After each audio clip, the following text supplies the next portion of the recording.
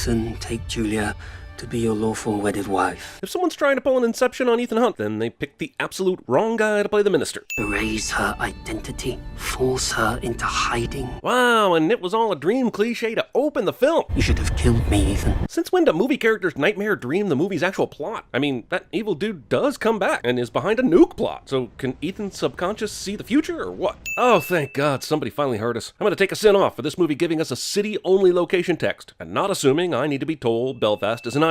Fate whispers to the warrior, a storm is coming. Holy a storm is coming even in the middle of a series of past phrases is still a goddamn storm is coming cliche. Jesus, I hope they didn't use a rare edition just so they could get a message to Ethan. Couldn't they have used The Art of the Deal instead? Now, all because of Gary, all IMF agents need to verify their identities by pricking their finger into a DNA reader. F***ing Gary. This entire message is for Ethan Hunt alone, and yet the IMF had to have employed at least a dozen people to even make this detailed digital presentation with maps and HD video. And my point is, at what point does it become cheaper, easier, and less dangerous to just brief this motherfucker in person and skip all the theatrics that are almost certainly only for the benefit of the viewing audience anyway? Known only by the codename John Lark. AKA John MacGuffin. This message will self-destruct in 5 seconds. But what if I want to rewind it? What if I missed something? That was a lot of information packed into 2 minutes. What is smallpox? Vaping. He's late. For Christ's sake, can't these assholes be on time for once? You know, because being late rarely ever matters one whit in movie world. It's entirely possible to be relaxed and extremely uneasy at the same time. Ethan was told that a person by the code name of John Lark had hired the Apostles, who were in contact with elements of the Eastern European underworld that stole the plutonium. So how did they get this meeting set up with so little information? I know Ethan is a living, breathing Rolodex with the names of bad guys and their associates in his head and could get some promising leads to set up such a meet, but this is ridiculous, especially since John Lark was already in contact with them and should have already bought the goods. No lie, 2 weeks after filming this movie, the plutonium testing app was removed from the iTunes store under mysterious circumstances. Don't you do it, Ethan! Not for me! Whenever a movie character tells another one not to do a thing, usually as a noble attempt at sacrifice, 99% of the time the main character still does that thing they were warned not to do by the would-be sacrificer. And it's kind of annoying. Ethan Hunt sometimes still has to get his news from Wolf Blitzer, which is sinful as but the movie's going to use Wolf as a masked body double, so this is actually Chekhov's Blitzer, which was coincidentally also the name of my high school Rammstein cover band. Well, if he reads Lark's manifesto, I'll give you the passcode. We're gonna find out in a minute that Benji is posing as Wolf Blitzer to read literal fake news, so that this Nils guy will give them the passcode to a cell phone. And I'm just wondering, how the can these guys not get into a cell phone? Given the technology we've routinely seen the IMF use, how hard is that to hack? The car accident you in, that was an hour ago. I was driving the other car. Didn't the self-destruct message tell Ethan that Nils had disappeared and that John Lark was responsible? If he could find him, why couldn't IMF find him? Look, I can connect the dots. Ethan called somebody who knew somebody who goes out drinking with Nils, and they found him that way. Just don't tell me IMF couldn't figure this out on their own. Why do all the Mission Impossible movies insist on spoiling themselves during the opening credits? I can objectively say this is the worst thing about the Mission Impossible movies. Well, besides the entire second movie. This woman, Alana Mitsopoulos. Alana Mostopoulos? That sounds like a Bond name that forgot to include any sexual innuendo. Also, that's Lady Gaga. Boom, done. Solved it for you. Let's go get a taco. Because coming over here from the CIA was a lateral move. Some say a step down, but I did it because of you. No one will be seated during the strange platonic love declaration outside the military plane scene. I have operational authority here, direct from the president. You have a problem with that, you take it up with him. I have already, and he agrees with me. My man goes. Then why not just lead with that in the first place? No one comes between you and that plutonium. Not Hunt, not his team, not anyone. I love Angela Bassett, but this seems to be her role in almost every movie. Come in, say something terse, then leave the picture until she's needed again. Question, why can't she go on this mission? I like Henry Cavill and all, but I want to see Angela Bassett kick some ass. I assume his identity. Make contact with the widow. She takes us to the package. The plan in these movies is always the same. Just like every other time, his stated plan here will go awry, and they'll have to improvise. Somebody should make software that acts as a Mission Impossible screenplay starter kit. I know you don't want me on this detail. This is the mustache that single-handedly ruined Justice League. You're why we don't have a living witness who can identify John Lark or the Apostles. It's almost like it should be super obvious that he is John Lark. Isn't that the thing? 2 minutes to decompression. Look at these f***ing suits. They put all this on in 2 minutes? Off, movie. You're awesome, but you yada yada so much. God damn it, Christopher McQuarrie. This is the f***ing right here. I'm removing 3 sins for this camera and stunt work. All of you are madmen. All of you. I guess you can pull your parachute a mere couple thousand feet above the ground and have your chute grab onto the spire of a building. And that will prevent you from dying or getting major whiplash or injuries. Not to mention the fact that the spire would rip a hole in the chute and Ethan would keep falling to his death. I don't have proof that this wouldn't work, but I have my gut, damn it.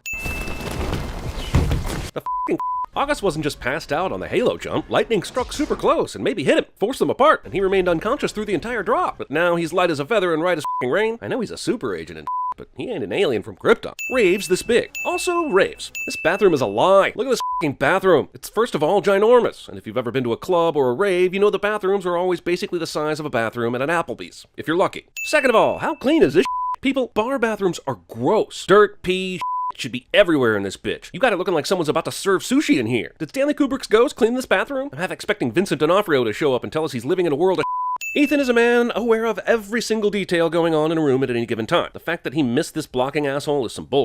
These guys walk in, giving the movie a little bit of realism cred as Ethan and Superman try to copy Lark's face. But they're the only guys to walk in during this entire scene. Remember, there were about 10 people in here when Ethan first came in, and this is a huge party. There would be non-stop urination going on. Non-stop, I tell you! He had a date with the widow.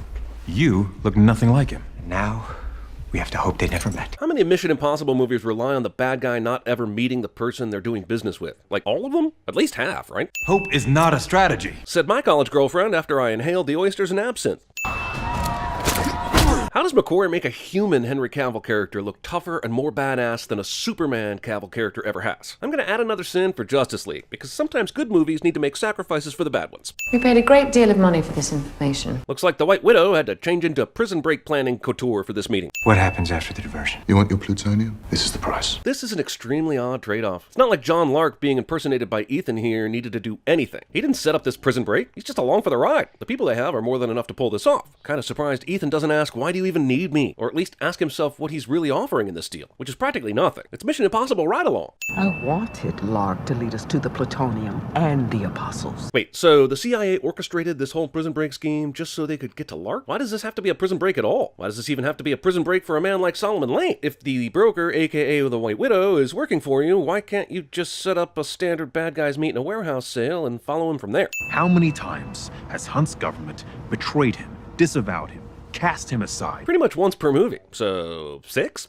5, I guess, until it happens later in this movie, which will make it 6. He's handing her the phone he says they pulled off the dead body in the bathroom, suggesting it will have proof that Ethan Hunt is the real John Lark. But you guys are saying Lark is a master spy, the puppet master of other master spies. He's always been way ahead of you. You don't even know what his face looks like, but you think he hired this other dude to be a Lark decoy, and that other guy used his fucking cell phone for that conversation? This is a world where important messages self-destruct, goddammit. Man, skinny Liam Neeson doesn't look so tough in that straitjacket and leg irons, and being so skinny. If you look up the word omniscient in the dictionary, it's a picture of Ilsa. Look, I'm not saying you stop, but if you're transporting the most notorious criminal in the world in a convoy and a double trailer truck crashes in your main route's path, right as you show up there, that is an attack. You are under attack. Do not simply change routes and carry on. This sin goes for the Dark Knight as well. I mean, Jesus, this little strip of drivable waterfront road is literally named Ambush Alley on Google Maps. Luckily for Ethan's intervention plan, the doors of this van open up after a couple collisions and dump every single bad guy onto the street for the cops to come by and arrest them.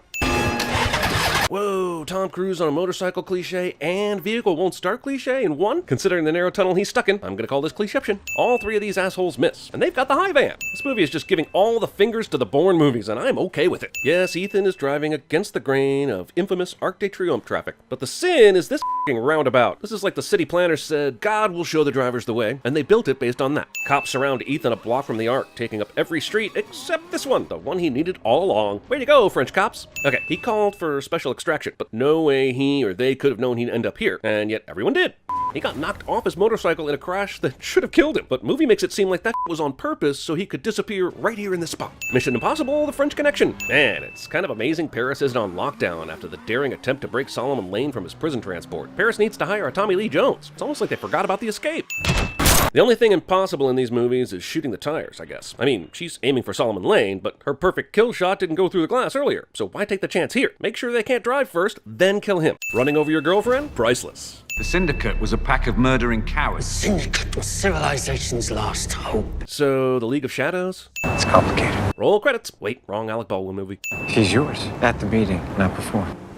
What? You needed him to break Lane out because you have to kill Lane. So the CIA wanted Lark to break Lane out because they wanted Lark to lead them to the Apostles and plutonium. Ilsa wanted Lark to break Lane out because she wanted to kill Lane. Considering the sheer amount of omniscience Ilsa displays in this movie, knowing about the prison break is not an issue. What is an issue is considering the sheer amount of omniscience, she and MI6 couldn't come up with a better plan to kill Lane. Who's making you do this? MI6. Yes, of course MI6 is making her do this. That's the name of the movie, right? When the Apostles realize that you're playing games, you you'll lose the plutonium. Again. That's literally a Bible verse. I think it's John Lark 3:16. Maybe I'm too easily impressed, but damn, this is a great movie moment. August has been looking at this monitor the whole time, so how the f does he end up getting fooled? There's no double mask thing going on where Solomon's been Benji and Benji's been Solomon the whole time, and then they put on another mask of their real face, so they did literal magic here to fool August in this scene, and the movie never quite explains how it happens. Is there any reason why they didn't just lock August in this cell for a moment while they cleared things up? I thought we had a deal.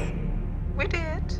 And now we don't. This movie has entirely too many double crosses, twists, and turns. John Lark, a fake name, August Walker, who works for the CIA and is John Lark, Solomon Lane, the Apostles, the CIA, the IMF, the White Widow, who is a broker between the bad guys, but who is also working for the CIA, and who has a criminal brother with a Marvel villain's name, Ilsa Faust and her motives, two different organizations wanted Lane out of prison for different reasons, the Eastern Europeans who stole the plutonium in the first place. It is a lot to take in. On top of the double cross confusion, now we have an action scene that is shot in the dark, only lit by flashlights, and while it's not hyper-edited or shot with an unhealthy dose of shaky cam, it can be hard to tell where everyone is, who's shooting, and why we care.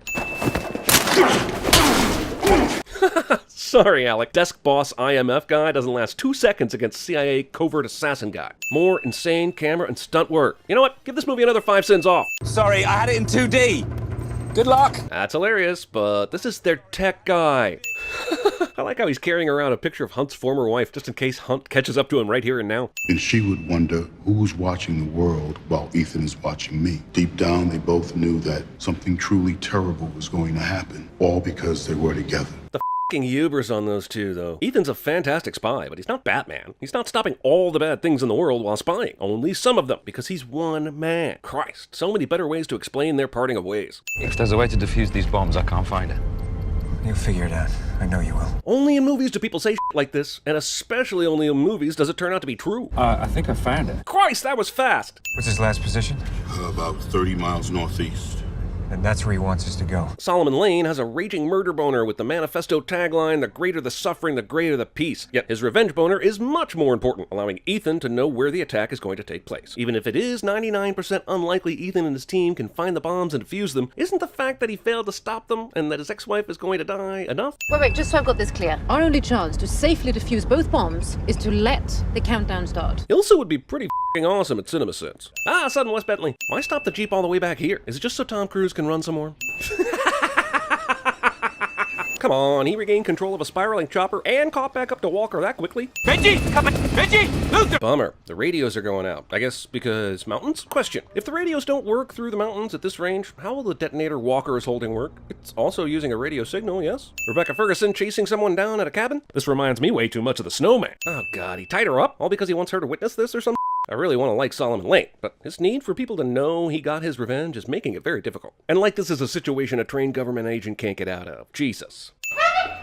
She clearly says Benji stop, and he clearly heard her. And I do think he should have reacted better, but I'm sitting the fact that she didn't just yell Lane is here or ambush or something more helpful than Benji stop. There's absolutely no reason that this helicopter should stop tumbling, but the bare minimum of rock apparently stops it to a halt. 6 minutes left from a 15-minute timer.